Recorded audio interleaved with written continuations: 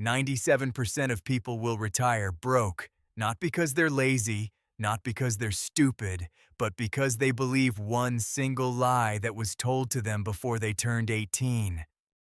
Go to school, get good grades, land a safe job, retire at 65. That's the script they hand you, and 240 million Americans follow it without asking a single question. But here's what nobody tells you. The system wasn't designed to make you rich. It was designed to make you useful. There's a difference, a big one. Reason number one, you trade time for money. The average American works 2,087 hours per year. That's 40 hours a week for 47 years, and at the end, a pension that covers 62% of your last salary. You're essentially renting yourself out by the hour, like a human Airbnb, except the guests trash the place and you can never raise the price. Meanwhile, the top 3%? They don't sell their time, they sell systems. A vending machine earns money at 3 a.m. while the owner sleeps. That's the difference. But most people never make the switch. They stay in the time for money trap because of one word: comfort. And comfort is the most expensive thing you'll ever buy. Reason number two, you save money instead of investing it. The average savings account pays 0.45% interest. Inflation runs at 3.4%. You're losing money by saving it. It's like running on a treadmill that's going backwards. You sweat, you push, you grind, and at the end of the year, you're further behind than when you started.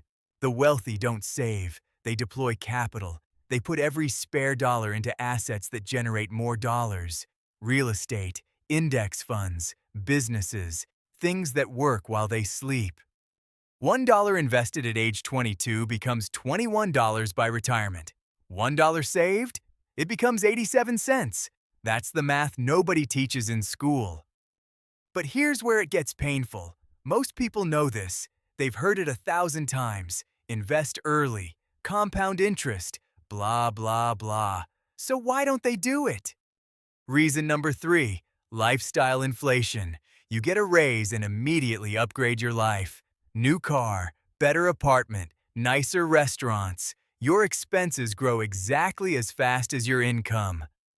It's a trap that feels like a reward. You earn more, but you keep exactly the same amount. Nothing. Studies show that people who earn $150,000 are just as likely to live paycheck to paycheck as someone making 40. The 3%ers? They do the opposite. When their income doubles, their lifestyle stays the same. The gap between what they earn and what they spend? That's where wealth lives. Warren Buffett still lives in the house he bought in 1958 for $31,500. He's worth $130 billion. Think about that. Reason number four, you don't understand debt. There are two kinds, dumb debt and smart debt. 97% of people only know one kind. Dumb debt is your credit card at 24.99%, your car loan on a depreciating asset, your buy now pay. Later on sneakers you wore twice. This debt eats you alive. Smart debt is borrowing at 4% to buy an asset that returns 12. It's using the bank's money to make your money. The rich borrow to build. The poor borrow to consume. And this is the part that'll make you uncomfortable. Reason number five, you hang around the wrong people. Your income is the average of your 5 closest friends. That's not motivational nonsense. It's backed by data. Harvard published a 30-year study proving it. If your friends spend every weekend drinking and complaining about their boss, guess what you'll be doing in 10 years? The same thing, with slightly worse knees. Reason number 6, fear of judgment. You want to start a business. You have the idea. You have the energy. But you're terrified your coworkers will laugh when it fails. So you stay quiet. You keep your head down. You file your TPS reports and wait for the annual 3% raise that doesn't even beat inflation. Here's the truth that'll set you free. Nobody is thinking about you. They're too busy worrying about themselves. Your failure won't even make their Tuesday interesting. Reason number 7, you don't have financial education. And that's not your fault. The system was built this way on purpose. Schools teach you the Pythagorean theorem, but not how to read a balance sheet. They teach you about the Civil War, but not about compound interest. They prepare you to be an employee. But the 3%? They educate themselves. They read one book a month on money. They listen to podcasts on their commute. They treat financial literacy like a survival skill. Because it is. Now here's the dark truth nobody talks about. Reason number 8. The system profits from your ignorance. Credit card companies spent $21 billion on marketing last year. Payday lenders operate in more locations than McDonald's and Starbucks combined. They need you confused. They need you broke. Your financial illiteracy is somebody else's revenue stream. Read that again.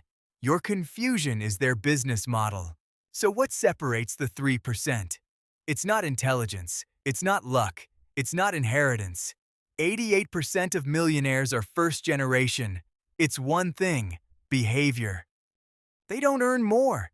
They behave differently with what they earn. They automate their investing. They avoid lifestyle creep. They say no to things that feel good now but cost them later. And the hardest part? Starting. Because starting means admitting you've been doing it wrong, and nobody likes to hear that. Not about money, not about anything.